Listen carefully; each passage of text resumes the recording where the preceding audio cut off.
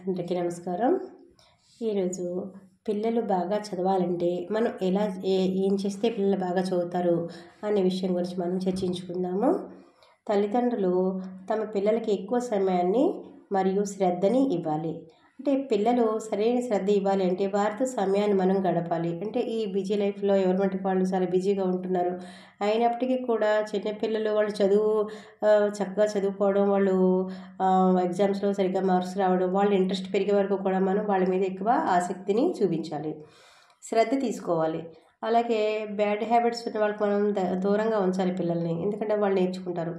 చిన్న వయసులోనే పిల్లలకి మంచి చెడు అవగాహన ఉండదు కాబట్టి వీలైనంత వరకు మనం జాగ్రత్తగా చూసుకోవడం మంచిది. అలాగే పిల్లలతో ఆటలు ఆడుకోవడం కోసం సమయాన్ని కేటాయించాలి. అంటే మనం కూడా వాళ్ళని ఆడుతూ పాడుతూ కూడా మనం వాళ్ళకి ఎంకరేజ్మెంట్ కూడా ఇవ్వాలి.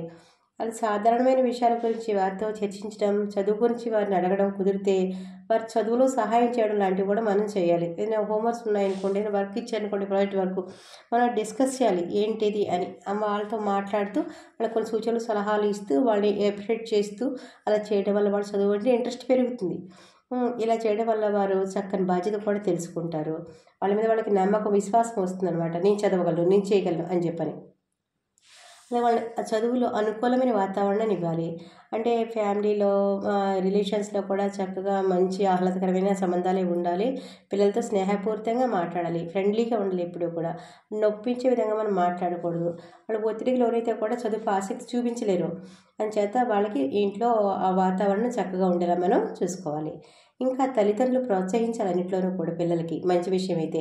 అదే చెడు విషయం అనుకోండి, వాళ్ళు అది అలా చేయడం వల్ల తప్పు అని వాళ్ళు స్మూత్గా చెప్పాలి. అంతేగాని వద్దు అని చెప్పి సీరియస్గా మనం వాళ్ళతో ఉండకూడదు.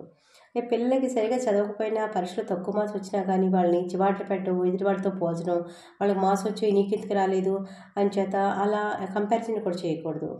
చేత వాళ్ళు ఎంకరేజ్ చేయాలి. ఇంకా మీరు మంచి విజయాలు సాధించడం కోసం ఇంకా బాగా చదవండి, ఇంకా అని కృషి చేయాలన్నమాట. అలాగే పిల్లలు చదువులో, పరీక్షల్లో చక్కగా రాణించాలంటే మనం వాళ్ళని అభినందిస్తూ ఉండాలి.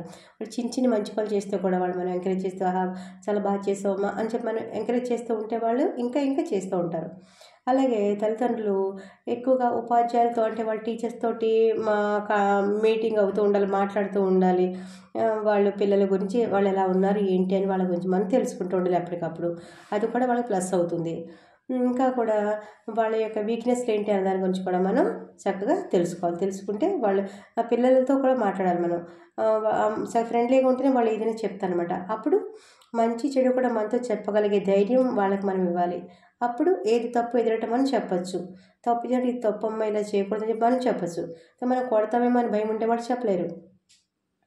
అలాగే ఇంకా ఏం చేయాలి, వాళ్ళని తోటి పిల్లలతో కూడా ఫ్రెండ్లీగా ఉండడం అది అలవాటు చేయాలి. మధ్య మధ్యలో హోంవర్క్స్ లైన్గా చేసి చదువు అంటూనే ఉండకుండా మధ్యలో కొంచెం గ్యాప్ ఇస్తూ ఉండాలి. ఇస్తే కూడా వాళ్ళు చక్కగా ఈ రిక్రియేషన్ వాళ్ళకు ఉంటుంది, ఇంట్రెస్ట్గా చదువుతారు. అలా వాళ్ళు కాన్సన్ట్రేషన్ చేస్తారా, ఇంట్రెస్ట్గా చదువుతారా అనే విషయం కూడా మనం చక్కగా చూసుకోవాలి. అలాగే పిల్లలకి మంచి మంచి సలహాలు ఇవ్వాలి. సరైన ప్రవర్తన కలిగి ఉండేలా మనం చూసుకుంటూ ఉండాలి. వాటిలో కఠినత్వంగా కాకుండా వాళ్ళు అంటే కొంచెం హుందాగానే పిల్లలతో బిహేవ్ చేయాలి మనము.